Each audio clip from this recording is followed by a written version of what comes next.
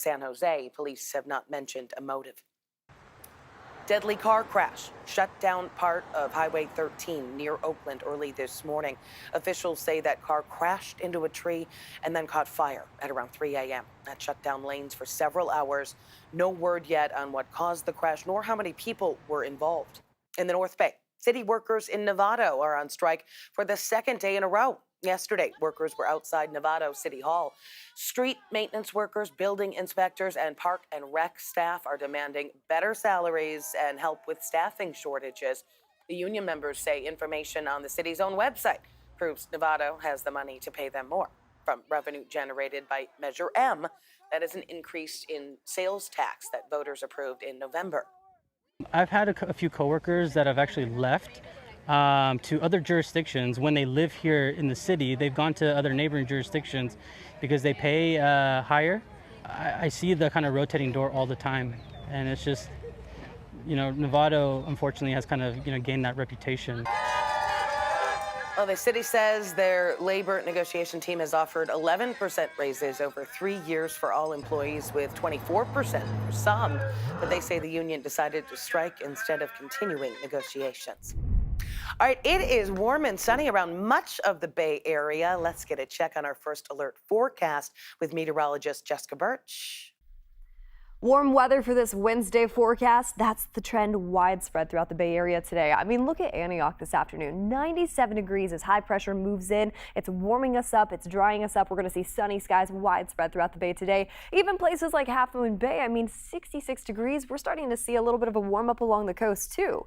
Now, Santa Rosa this afternoon sitting in the 90s. We have a trickle 90s and 80s widespread throughout the North Bay, but it's a little bit cooler for us off along the coast and off along the peninsula. Mid 80s today into the peninsula, closer to Redwood City, upper 80s all the way down into San Jose, 91 this afternoon in Los Gatos. So all of us throughout the past month, at least in July, we're sitting either at average or below average throughout most of the month, but now we're starting to see this warm up as high pressure builds in. It's also the reason why, for the most part, we're seeing sunny skies. We'll see some passing clouds this afternoon, but for the most part, it's dry, it's warm, relative humidity is low too. And we're starting to see some winds kick up a little bit more into the afternoon hours today, up to around 20, 25 miles per hour in places like San Francisco into the evening hours tonight.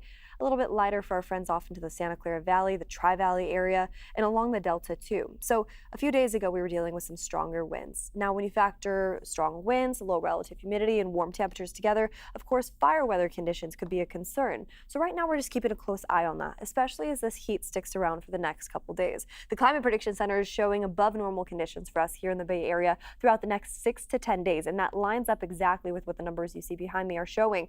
Upper 80s as we head into next Sunday and Monday. We'll slowly start to see a little bit of a cool down as we head into mid next week. But for now, that heat sticks around, and it's noticeable in the Bay too. 70s each day for us here in the Bay with sunny skies too. Now to the state's largest fire. It is burning near San Luis Obispo. It's called the Gifford Fire, and it's threatening more than 800 homes and other buildings. It's torched an area nearly 3 times the size of San Francisco.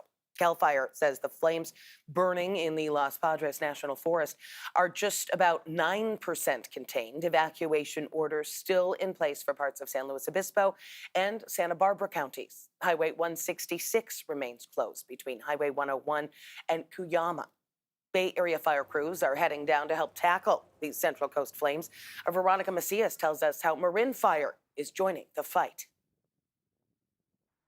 This morning, CAL FIRE says that they have already called in for more resources. Where that help is going to come from, we just don't know yet, but some 700 firefighters potentially heading to help with this massive fire. They say it takes a lot of personnel to fight a fire of this size. We know as of this morning, it's only at 9% containment with growth to the north and the west, and already crews here with the Marin County Fire Department have gone in to help. We send 9 firefighters on with 2 bulldozers and 2 support units to be able to do 24-hour-a-day operation with those bulldozers in support of the mission to get that fire contained down there. Marin County Fire tells us that they have sent a bulldozer strike team who is there helping around the clock. Over the weekend, they received a call for help and they immediately deployed. We're told that the Gifford Fire is a reminder of how we need to prepare during fire season here at home. It's just really a tell that we are in fire season. It just doesn't feel like it right now. And we've had a very mild season, but we've had some very damaging fires in Northern California. It's only a matter of time till fire comes to the Bay Area. So we need to be prepared. Be prepared to evacuate, have your go bag, all the things we talk about all year long. It's a great time to go over them again as we're getting into August. CAL FIRE says those really impacted in the area are ranchers. They've been trying to save their cattle. As far as where the extra help is coming from, we don't quite know yet whether it will be here from Marin or other Bay Area fire departments. We also know that a second base is being set up and there is the potential for a third. Well, fire crews in Solano County contained this brush fire near the Benicia Martinez Bridge yesterday afternoon. It briefly brought traffic to a halt on Interstate 680.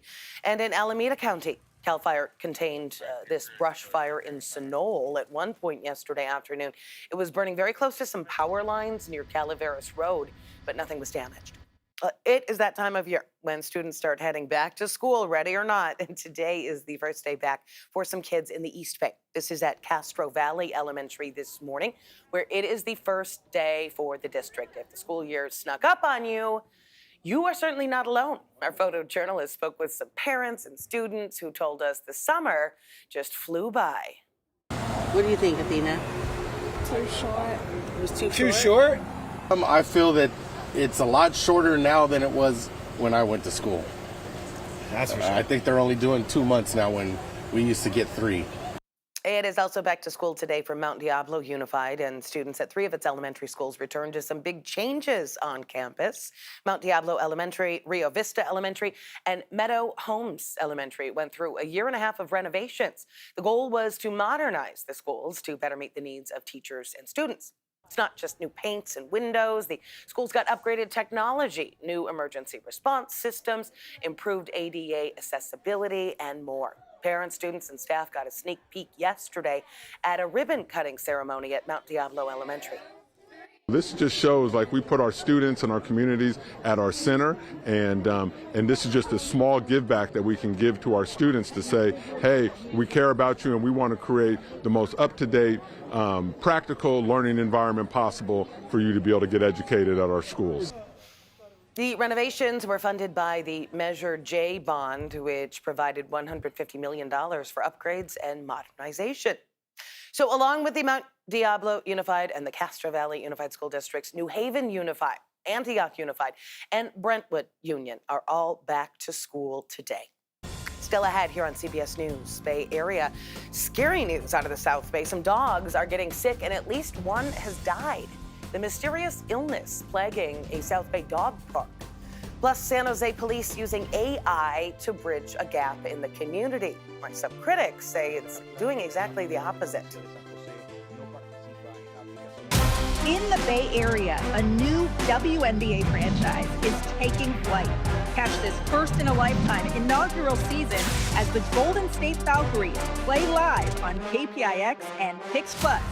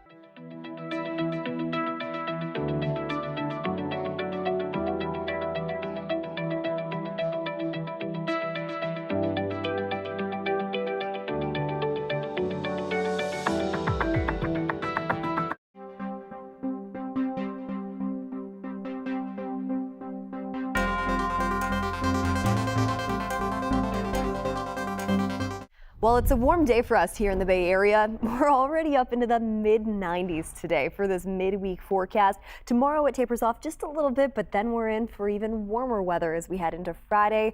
And those 90s are holding on tight to us into this weekend too, especially off into the East Bay. We'll probably catch a break a little bit sooner all the way down into the Santa Clara Valley, but let's head over to the Bay real fast. Places like San Francisco and Oakland this afternoon, already in the 70s. And we're holding on tight to 70s as we head into the next couple days. It'll be a very warm Friday for us all throughout the Bay Area. Nearly half a dozen dogs have gotten sick, and one even died after visiting a dog park in the South Bay. We're talking about Novato Dog Park in Santa Clara near Lawrence and Central Expressways. It is now closed as the city tries to figure out what is causing that mystery illness. Katie Nielsen spoke with one neighbor who's upset that the city didn't act faster. This is the now closed dog park where dog owners first started reporting problems all the way back in June, with some dogs experiencing seizures after coming to the park. One even died.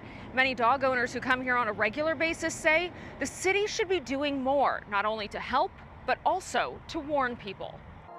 This one here is Esmeralda, but we just call her Ezzy. Okay. And my little here is Rosemary, but she's just Rosie.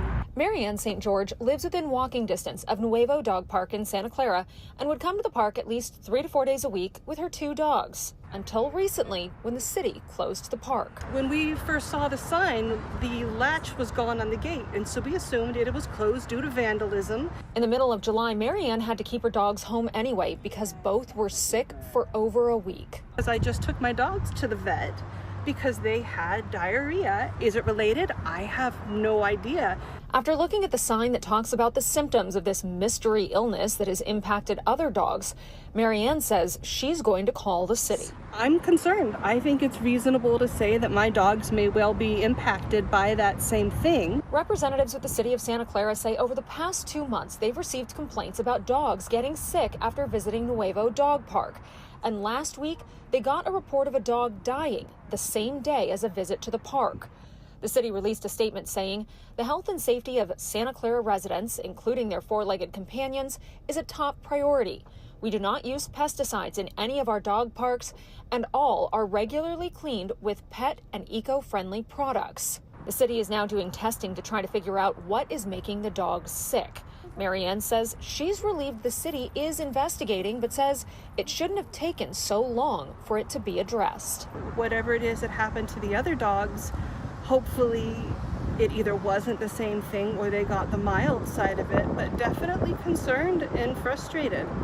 The city says the dog park has been vandalized a number of times over the past year. So just this week, the city actually installed 2 new security cameras pointing toward the entrance to the dog park. What they don't know is whether the vandalism is connected to these mystery illnesses. The city is doing environmental testing and said the dog park will be closed until they understand what's making the dogs sick so they can make it safe again.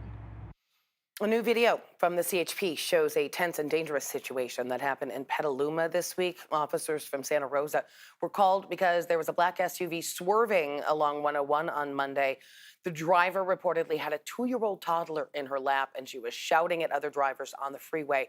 That led to a pursuit going through several cities until the vehicle technology OnStar gradually slowed down the SUV automatically, and the Cadillac Escalade came to a stop near Lakeview Road in Petaluma, where there was then a standoff. Police say the woman got out holding the toddler near a bridge. CHP says she refused to release that child, but while she was distracted during negotiations, officers rushed in, tackled her, and got that child to safety. Nobody was hurt. The woman is now in jail facing child endangerment charges. Hundreds of workers at Stanford are about to lose their jobs. The university cites the loss of $140 million in funding from the federal government under the Trump administration. The school says that 363 jobs will be cut. We don't know at this point which departments are going to be impacted, but those layoffs are going to happen sometime between September 30th and November 1st. All right, we are just 3 days away from the 49ers' first preseason game of the season. They're going to take on the Denver Broncos at Levi Stadium this Saturday, and you can watch that game on KPIX and streaming on Paramount Plus. 49ers have a day off today, but fired up fans came out in force for yesterday's practice. Our Kevin Coe spoke to the diehards, including some who are thinking outside the box. What's in the box at 49ers training camp? Well, one of the most faithful fans in the Bay. I came up with this, and it's awesome. Yeah. George Kittle's coming right Kittle? behind you. Okay. Kittle's coming right behind you. Hey, Danny, give me my stuff. Give me my stuff. We will check back in with Cassidy as he and more than 100 other fans hope to secure a signature. Cassidy and his family are one of many households lucky enough to get a sold-out seat to watch their favorite team. I'm a Browns fan. Okay, well, maybe not everyone. Sorry, Sourdough Sam. But Devin's son Oliver is part of the Niner faithful. What would you say if Sourdough Sam was right behind you right now? He's great. Look behind you. This is what training camp is all about, providing fans and families an up-close experience unlike any game. There's a reason families keep coming back. Took these kids with me to training camp when had him in Baby Bjorn and all that. It feels like it was just yesterday I was here. I want him, to definitely be a Niner fan, diehard Niner fan. Bang, bang, Niner gang, right? This is Noah. He's the third of the generation right here. He's my little son. He's 7 months old. This is his first outing, so it's exciting for us to have him at the Niners training camp. Speaking of exciting, let's check back in with George Kittle. When I saw him right now, I was like, Kittle! The people's tight end in the house! The president of National Tight Ends Day wasn't able to make it to Cassidy, but he's still grateful for the moment and for others. Obviously, he's a person too, but it felt kind of unreal. I've never been that close to players before. And it's awesome that they let us go on the field this year. Getting to talk to Upton Stout, just kind of about his come up and just how much of an inspiration he is. That was awesome. He's a great guy. Cassidy is walking away in his Nick Bosa trading card costume with less autographs than he'd like. But if there's anything to learn at training camp, the true faithful will have another chance. Oh my goodness, I have hundreds. I've been coming here 40 years. Again, CBS News Bay Area is your home for 49ers preseason football. You can watch the Niners take on the Broncos this Saturday live on KPIX and streaming on Paramount Plus. Kickoff 5:30. Still ahead here on CBS News Bay Area, it is a tough time to find a place to rent in San Francisco. How apartment hunters are getting crowded out of a hot market. Someone said, there's a bid on this apartment already. If you want it, you're going to have to bid as well.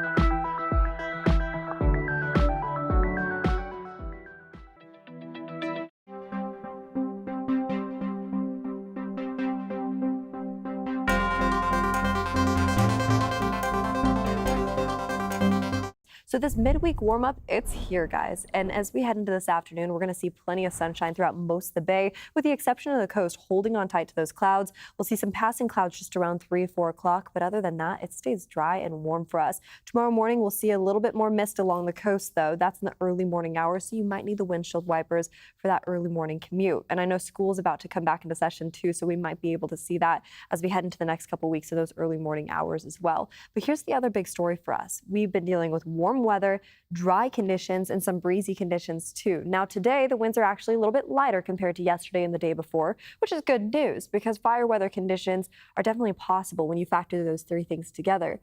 Today, we can see gusts up to around 35 miles per hour into the evening hours tonight near Bodega Bay. San Francisco, a similar trend too. So across the board, we're still dealing with some breezy conditions. But I want to talk about the other big story for us, and it has to do with this heat because it's sticking around for us. We'll get a little bit of a dip in temperatures tomorrow, but then we're right back into the upper 90s by Friday. We'll get a cool down as we head into mid next week, back into the low 80s around the corner as early as Tuesday for our inland spots. Oh, man. Well, you make your way over into the Bay Area. We're still holding on tight to 70s day after day as we head over into Oakland and San Francisco. But more on that coming up in a bit. In San Jose, there is a major push to integrate artificial intelligence into the operations of the city government. Yesterday, the police department announced that it's going to use AI translation services to try to better reach the community's Spanish speakers. But as Lauren Toms reports, some people are wondering if the city is taking shortcuts to representation. I want to make it clear that the San Jose Police Department does not participate in immigration enforcement. A new message from San Jose Police Chief Paul Joseph is making waves, not just for what he said, but how he said it. Quiero dejar claro que el Departamento de Policía de San José no participa en la aplicación de leyes de inmigración. That was the same video, but with an AI-generated Spanish translation using hours of Chief Joseph's voice. It's the first time the San Jose Police Department has used artificial intelligence to send a message to the community in Spanish. It's just another way, another attempt to try to reach the community and have them really hear what it is we're saying and build that trust.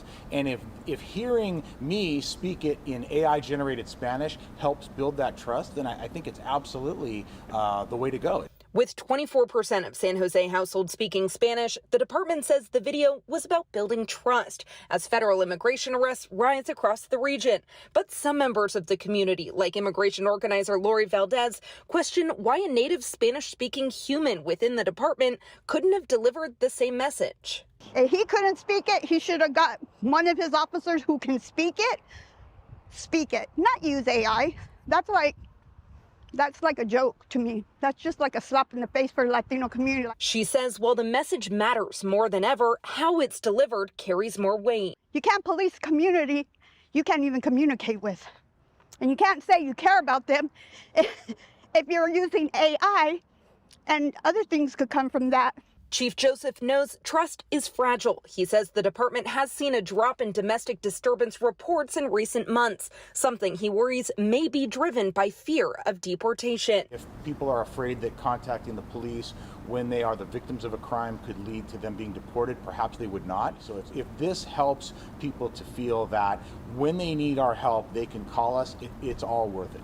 San Jose is a sanctuary city where local authorities have vowed to not aid in federal immigration enforcement within the city. Even so, Lori says police resources should be used by humans, not AI. We want real people in our streets who care about our community, that are going to keep them safe, not just the properties, but the people who live in the community. Chief Joseph says if the AI message is well received, the department could expand its use to translate messages into Vietnamese, Mandarin, or Cantonese, coming straight from the chief.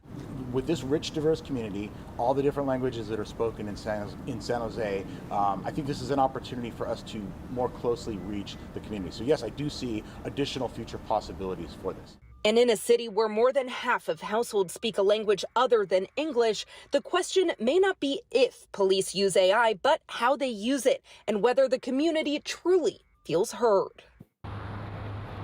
Well, San Jose's mayor, Matt Mahan, has been a huge promoter of AI technology. The city has now launched courses to train staff to use artificial intelligence in their jobs.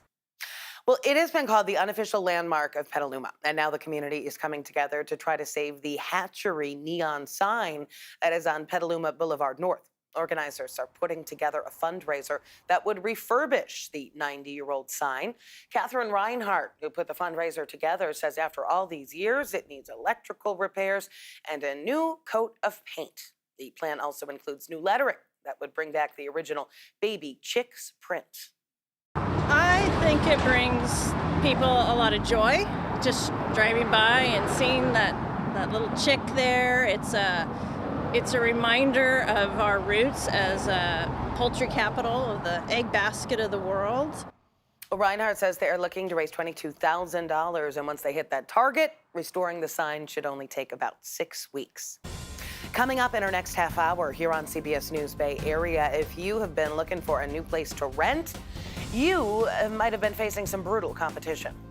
Someone said, there's a bid on this apartment already. If you want it, you're going to have to bid as well. Why the market is surging in San Francisco once again.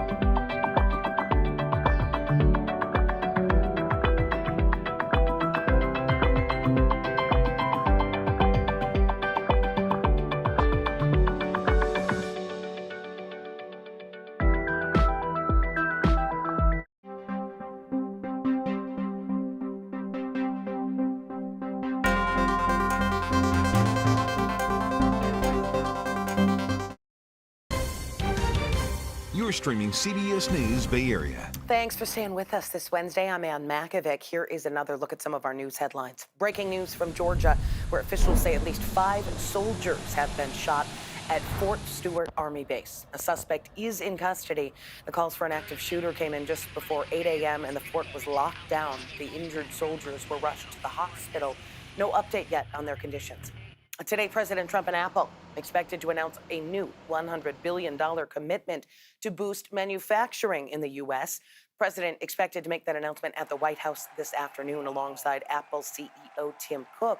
It is expected to include a new American manufacturing program focused on bringing more of Apple's supply chain and advanced manufacturing to the U.S. That is a big push by the Trump administration, which threatened to impose a 25% tariff on iPhones made outside the U.S. back in May. And 2 women are under arrest after a man was killed outside of a bar in San Jose last month. Police say 22-year-old Raymond Orozco was stabbed. They found him on South 2nd Street in between San Jose State and Plaza de Cesar Chavez. He was brought to the hospital but later died, and now police say these 2 people are responsible. 20-year-old Mercedes Rosales, they say that she killed him, and that 18-year-old Michaela Van was an accessory. They are both from San Jose. Let's get another check on our first alert forecast because it is a sunny August day. Here is meteorologist Jessica Birch. Warm weather for this Wednesday forecast. That's the trend widespread throughout the Bay Area today. I mean, look at Antioch this afternoon. 97 degrees as high pressure moves in. It's warming us up. It's drying us up. We're going to see sunny skies widespread throughout the Bay today. Even places like Half Moon Bay, I mean, 66 degrees. We're starting to see a little bit of a warm up along the coast, too. Now, Santa Rosa this afternoon sitting in the 90s. We have a trickle 90s and 80s widespread throughout the North Bay, but it's a little bit cooler for us off along the coast and off along the peninsula. Mid-80s today into the peninsula, closer to Redwood City, upper 80s all the way down into San Jose, 91 this afternoon in Los Gatos. So all of us throughout the past month, at least in July, we're sitting either at average or below average throughout most of the month, but now we're starting to see this warm up as high pressure builds in. It's also the reason why, for the most part, we're seeing sunny skies. We'll see some passing clouds this afternoon, but for the most part, it's dry, it's warm, relative humidity is low too. And we're starting to see some winds kick up a little bit more into the afternoon hours today, up to around 20, 25 miles per hour in places like San Francisco into the evening hours tonight. A little bit lighter for our friends off into the Santa Clara Valley, the Tri-Valley area, and along the Delta too. So a few days ago, we were dealing with some stronger winds. Now, when you factor strong winds, low relative humidity, and warm temperatures together, of course, fire weather conditions could be a concern. So right now, we're just keeping a close eye on that, especially as this heat sticks around for the next couple days. The Climate Prediction Center is showing above normal conditions for us here in the Bay Area throughout the next 6 to 10 days, and that lines up exactly with what the numbers you see behind me are showing. Upper 80s as we head into next Sunday and Monday. We'll slowly start to see a little bit of a cool down as we head into mid next week. But for now, that heat sticks around, and it's noticeable in the Bay too. 70s each day for us here in the Bay with sunny skies too. Well, the city of San Francisco is seeing a dramatic rebound in its rental housing market. That is driven in part by AI startups and demand. Kenny Joy takes a closer look at where those spikes are happening in the city and what that means for anyone looking for a place to call home.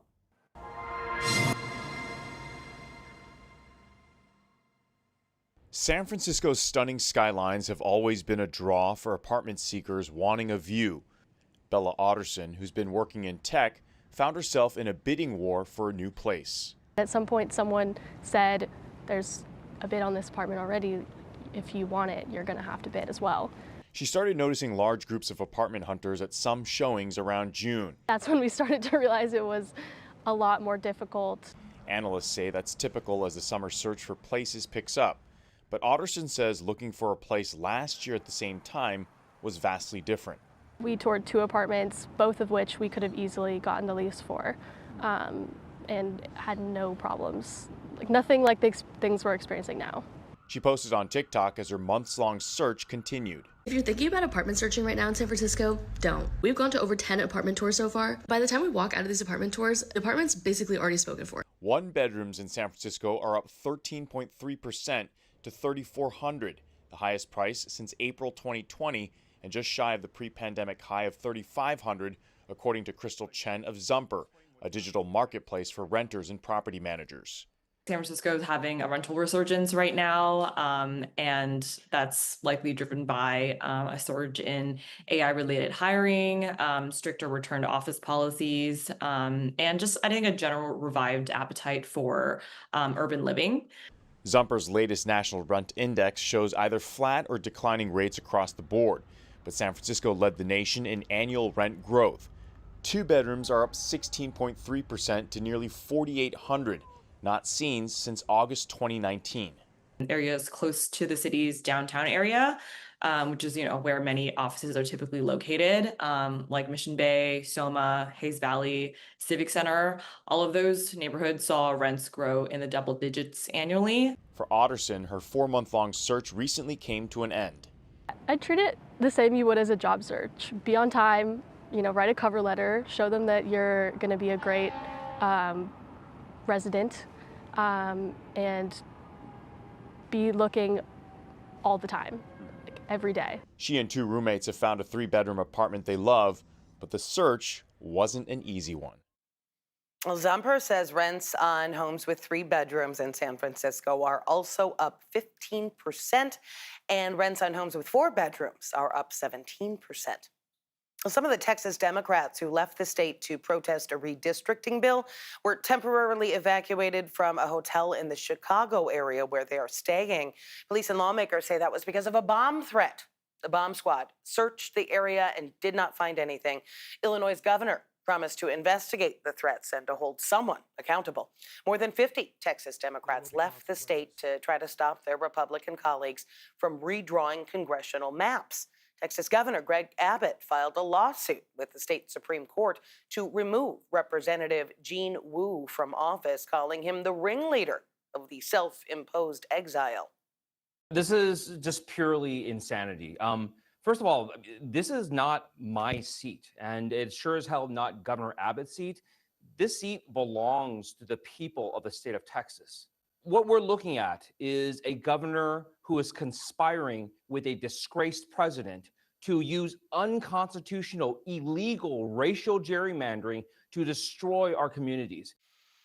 Well, here in California, Governor Newsom is calling to redraw California's maps to counter the moves by Texas. To get that done in our state, the governor needs a special session and a vote of the people. The ultimate determination will be by the people of the state of California. We will offer them the opportunity to make judgment for themselves, again, only if Texas moves forward. They've triggered this response, and we're not going to roll over, and we're going to fight fire with fire.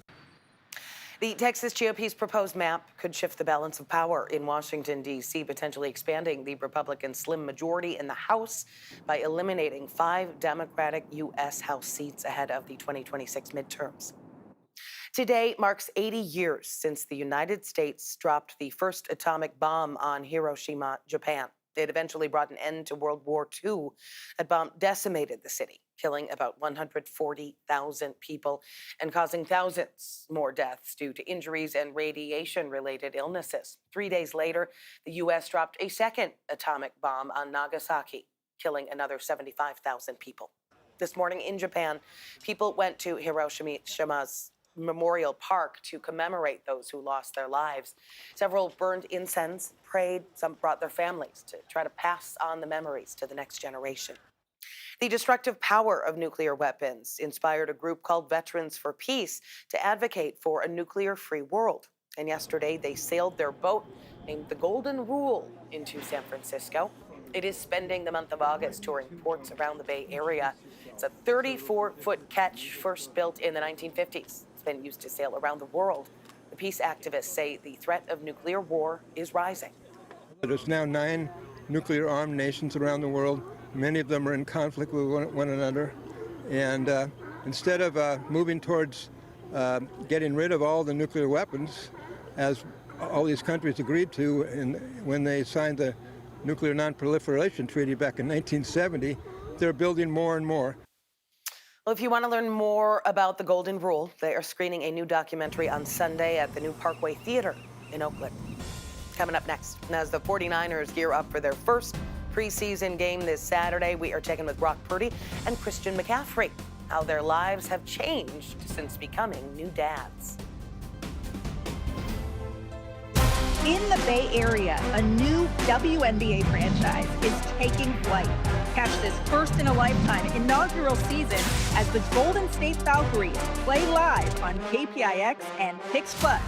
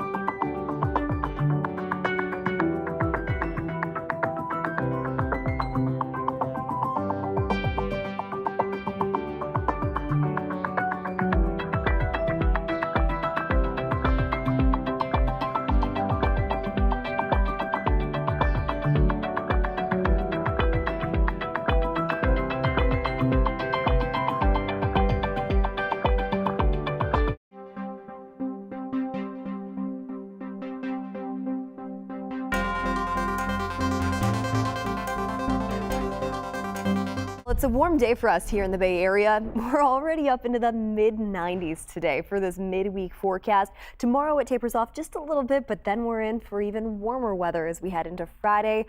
And those 90s are holding on tight to us into this weekend too, especially off into the East Bay. We'll probably catch a break a little bit sooner all the way down into the Santa Clara Valley, but let's head over to the Bay real fast. Places like San Francisco and Oakland this afternoon, already in the 70s. And we're holding on tight to 70s as we head into the next couple days. It'll be a very warm Friday for us all throughout the Bay Area. We are just 3 days away from the Niners taking on the Broncos in the first preseason game at Levi Stadium. You can watch that on KPIX and streaming on Paramount Plus. Kickoff at 5:30 p.m. on Saturday. Levi Stadium in Santa Clara has the 49ers full-time home. It's been that since 2014. That is, Vern Glenn shows us. One member of the team spent his summer in San Francisco to prepare for the upcoming season. This is the Audi Red and Gold Report. The 49ers will have an off day, and then the Denver Broncos come to town for a joint practice on Thursday ahead of Saturday's preseason game. Right tackle Colton McKivitz says he's in the best shape of his career after spending the offseason running the hills of San Francisco. McKivitz went up and down Vallejo Street just like our own Matt Lively and Lorenzo Neal attempted to do last summer. They just kind of wave, and then they're like, you know, can I run with you? And sure enough, like 50-year-old guy comes running, and a couple other marathon runners with us, so they sprint up the hill, and I tried chasing after them, but super polite, and they kind of give you a weird stare, but you're dodging Waymos and bikes, but it's just a cool place to work, and I think I was up there 4 to 5 times a week. With the Red and Gold Report, I'm Vern Glenn.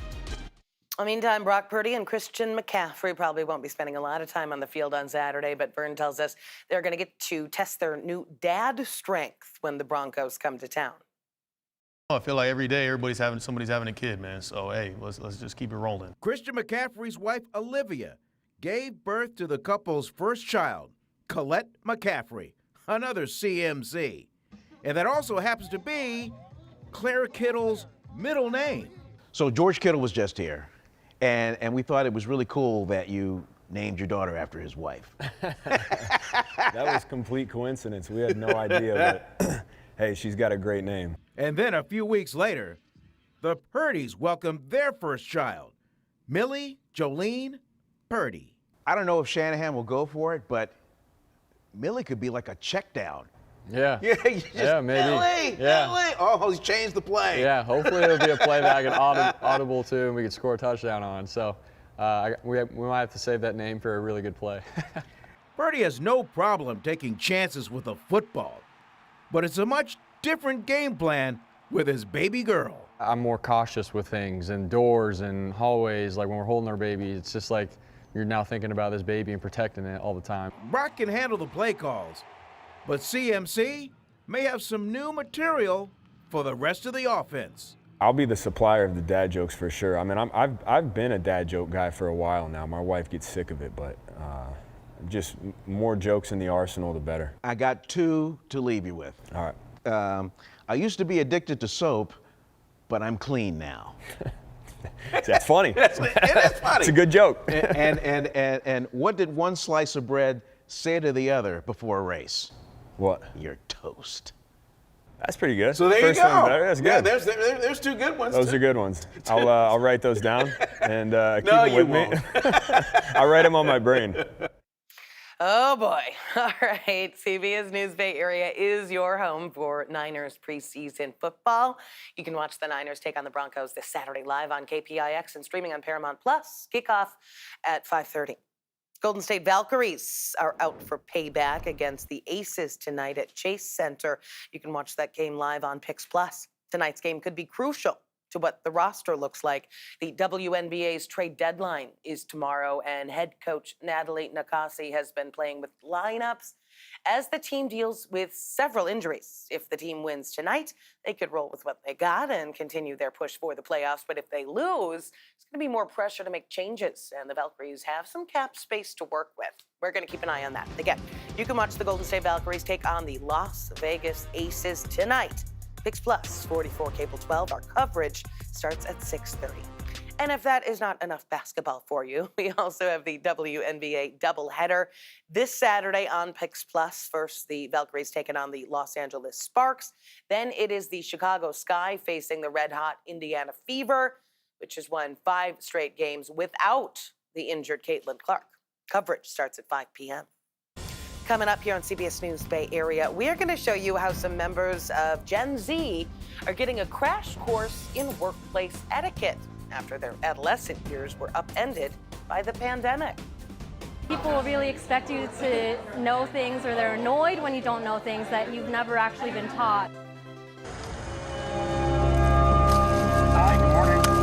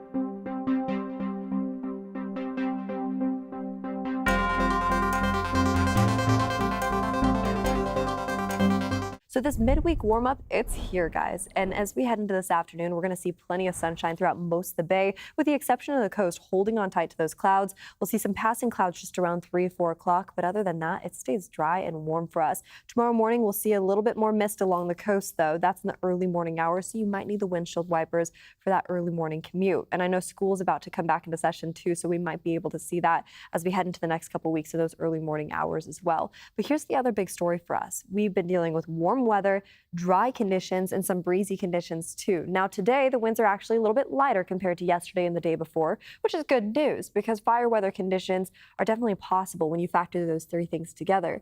Today, we can see gusts up to around 35 miles per hour into the evening hours tonight near Bodega Bay. San Francisco, a similar trend too. So across the board, we're still dealing with some breezy conditions. But I want to talk about the other big story for us, and it has to do with this heat because it's sticking around for us. We'll get a little bit of a dip in temperatures tomorrow, but then we're right back into the upper 90s by Friday. We'll get a cool down as we head into mid next week, back into the low 80s around the corner as early as Tuesday for our inland spots. Oh man, well, you make your way over into the Bay Area. We're still holding on tight to 70s day after day as we head over into Oakland and San Francisco, but more on that coming up in a bit. Gen Z now makes up almost 1/5 of the U.S. labor force, and that number is only growing. But after years of lockdowns and living life online, many younger hires are struggling with face-to-face basics. Our Itai Hodge shows us how some Bay Area companies are trying to improve the workplace with a crash course on etiquette. Hello, my name is Cindy Seed. For years, etiquette coach Cindy Seed trained power players on the art of the business lunch. Welcome. But these days, many of those same companies are bringing her back Take a seat, everybody. to teach their Gen Z hires Don't be putting your rear end too far back. the fundamentals of professional behavior. Nowadays, kids are provided with almost anything that they want. As a result, there's less struggle. You must wait. Tonight, she's serving up those lessons at Palm House, a popular restaurant in San Francisco where, for once, the main course isn't chicken or fish, And bring it back but good manners. down, across the top, lift up, and eat from the side of the spoon. From how to eat your soup without spilling If I do it low, to breaking bread without leaving a trail of crumbs. there you go. It may sound like small potatoes, but according to Katie Yip, a 23-year-old cybersecurity analyst, her generation has spent much of their adolescence in lockdown, missing out on everyday life lessons. People really expect you to know things, or they're annoyed when you don't know things that you've never actually been taught. And it's not just about what to order at lunch. Some show up to work in sweats, others skip deodorant, and more than a few have texted in sick with nothing but a skull emoji. A recent survey found that 26% of Gen Zers brought their parents to a job interview. Some even let them answer questions. Some people might look at this and say, why do we need to teach people to take showers every day? Because no one else did. David Rice from People Managing People, a leading platform for HR professionals, says while there's been friction between Gen Z and the traditional workplace, there's also a lot to admire. They believe in work-life boundaries. They believe in having, a certain level of reward for their work. And they're only going to give you what you reward them for. And I do respect them for that. Because knowing how to use a fork or spoon isn't just for dinner parties. It's about setting the table for career success. So Gen Z refers to people born between 1997 and 2012, though some definitions stretch a few years in either direction. Thanks for streaming CBS News Bay Area. I'm Ann Makovic. We're going to be right back with your first alert forecast and another look at your top stories.